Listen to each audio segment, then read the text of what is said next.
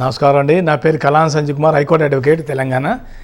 నేను ఈరోజు చెప్పబోయే అంశం ఏంటంటే 125 మెయింటెనెన్స్, 125 సెక్షన్ 125 CrPC మెయింటెనెన్స్ గురించి చెప్పాలనుకుంటున్నాను అండి. జనరల్గా ఈ మెయింటెనెన్స్ అనేది ఏంటంటే ఒక భార్యాభర్తల మధ్య వివాహం అయిన తర్వాత ఒకవేళ భార్యని కనుక భర్త కనుక అతను పట్టించుకోకుండా అతను కనుక భార్యను కానీ వదిలేస్తే కనుక అతను ఆ ప్రకారంగా భార్య కనుక డైరెక్ట్గా తన సమీప ఫ్యామిలీ కోర్టులో ఆర్ మెజిస్ట్రేట్ దగ్గర కోర్టులో పిటిషన్ దాఖలు చేసుకోవచ్చు. జనరల్గా భర్త తను భార్యకే కాకుండా మెయింటెనెన్స్ ఆయన యొక్క తల్లిదండ్రులకి తన యొక్క పిల్లలైనా కూడా దాంట్లో 2 రకాలు. మైనర్ పిల్లలైతే దాంట్లో కూడా మళ్ళీ 2 రకాలు. మైనర్లో కూడా ఒకవేళ బాల వివాహం చేసుకునే వాళ్ళు ఉంటారు కొంతమంది, పెళ్ళైన వాళ్ళు, వాళ్ళకు కూడా తండ్రిగా అతను మెయింటెనెన్స్ ఇవ్వవలసి వస్తుంది.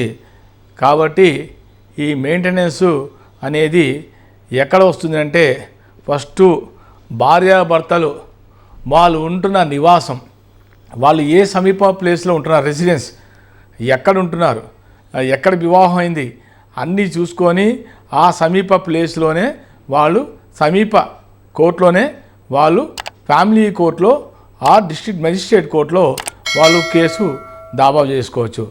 కానీ ఇతనికి ఆల్రెడీ మెయింటెనెన్స్ ఇవ్వమని ఒకవేళ కోర్టు కనుక ఆర్డర్ చేస్తే అతను చూచా తప్పకుండా మా భార్య కనుక మెయింటెనెన్స్ అడిగింది అనుకోండి, ఉదాహరణకి నాకు నెలకి నా బ్రతకడానికి 20,000 ఎంతో అమౌంట్ అడిగింది అనుకోండి, దానికి తగ్గట్టుగా వాళ్ళు చూసి అతని యొక్క జీతం లెక్క క్యాలిక్యులేషన్స్, అతనికి ఎంత సంపాదిస్తున్నాడు నెలకి, అతనితో పాటు ఆయన ఆధారం వాళ్ళ ఫాదర్ కానీ పేరెంట్స్ ఉన్నారా వాళ్ళందరిని కూడా లెక్కలో దృష్టిలో పెట్టుకొని దానికి క్యాలిక్యులేట్ చేసుకొని కోర్టు వారు అతనికి ఒక అమౌంట్ ఫిక్స్ చేస్తారు.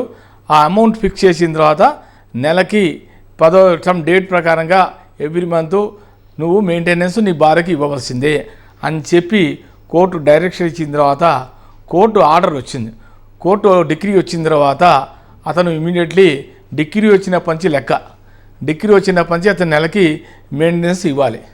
ఒకవేళ డిగ్రీ వచ్చిన తర్వాత కూడా అతను మెయింటెనెన్స్ ఇవ్వడానికి తిరస్కరించిన ఎడల అతనికి 4 రోజుల వరకు జైలు శిక్ష విధించే ఆస్కారం ఉంది కోర్టు. ఒకవేళ భార్యకి కోర్టు ఆర్డర్ చెప్పిన తర్వాత కూడా అతను పట్టించుకోకుండా ఖాతరు చేయకుండా కోర్టుని కూడా ధిక్కరించి కోర్టు ఆర్డర్ కూడా పాటించకుండా చేయకపోతే కనుక అతనికి 4 రోజులు జైలు శిక్ష విధించడం జరుగుతుంది.